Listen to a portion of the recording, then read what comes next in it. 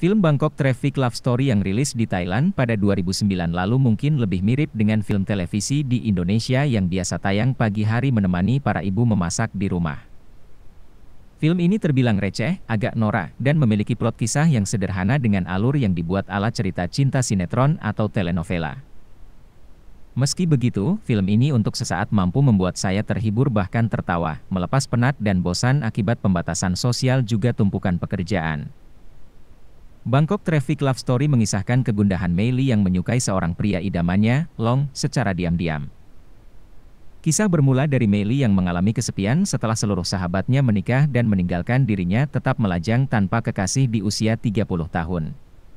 Kehidupannya kini hanyalah bekerja di Bangkok yang padat dan macet. Hingga suatu kali, ia mengalami kecelakaan dan bertemu dengan Long. Sejak saat itu, pertemuan demi pertemuan tanpa sengaja mendekatkan mereka sampai Mei Lee menyadari ia menyukai pria itu, meski keduanya terpisahkan kehidupan masing-masing. Inti kisah film ini begitu klise, tentang perempuan yang jatuh cinta diam-diam kepada seorang pria tampan tapi merasa kalah saing, serta tak yakin cintanya berbalas. Hal itu kemudian membuat Mei Lee berjuang mendapatkan Long, atau ia terpaksa menuruti keinginan keluarganya untuk dijodohkan, karena usia yang sudah 30 tahun. Meski klise dan sinetron, cerita film ini sebenarnya menggambarkan kegundahan sebagian orang Asia, berkarir di kota besar, lajang, dan berusia 30 tahun. Alamat pertanyaan kapan menikah sudah pasti rajin keluar dari mulut anggota keluarga, atau tetangga.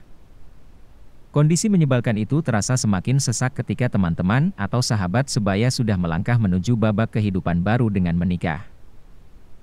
Di sisi lain, usia 30 tahun bagi kebanyakan orang Asia bukan hanya memberikan tekanan untuk segera berjodoh, tetapi juga dipusingkan dengan tuntutan pekerjaan yang membuat lelah, sekaligus keinginan membahagiakan keluarga.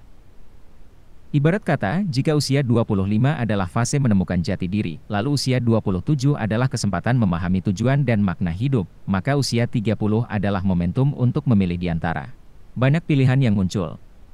Itulah yang tampaknya ingin digambarkan dalam Bangkok Traffic Love Story. Beban dilema itu bukan hanya digambarkan oleh Mei Lee. Namun penulis Nawapol Thamrong Ratanarit, Benjamaporn Serabua, dan sutradara Adisorn Tresirikasem juga menaruh itu kepada Long. Saya cukup lega melihat kesetaraan ini. Kehidupan perkotaan yang menjadi latar dalam film ini sedikit banyak dibuat sebagai pembenaran sekaligus paradoks, di kawasan yang begitu ramai dan padat penduduk, seseorang bisa merasa amat kesepian. Namun sayangnya, film ini masih kurang mengeksekusi segala ide tersirat tersebut menjadi sebuah cerita yang menggigit dan mampu membuat penonton menyelam ke dalamnya. Cerita cinta Mei Lee dan Long pun dibuat mengalir begitu saja. Terlepas dari cerita yang kurang menggigit, Bangkok Traffic Love Story masih tertolong berkat aksi Chris Horwang yang kocak dan pesona Theerade Juompuapan yang karismatik. Atas kinerja mereka, maka berbagai penghargaan yang diberikan untuk aktris dan aktor itu pun wajar adanya. Keduanya, berkat akting di film ini, banyak menyabet penghargaan skala nasional di Thailand. Kemampuan film ini menghibur saya yang penat memang telah dibuktikan dulu ketika dirilis.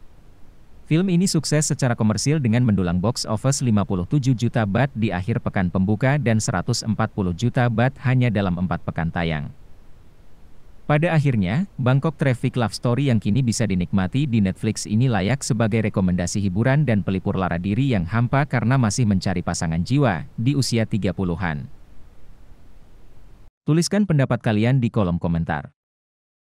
Terima kasih telah menonton video ini, klik tombol subscribe sebagai bentuk dukungan untuk channel ini, dan tonton video kita yang lainnya.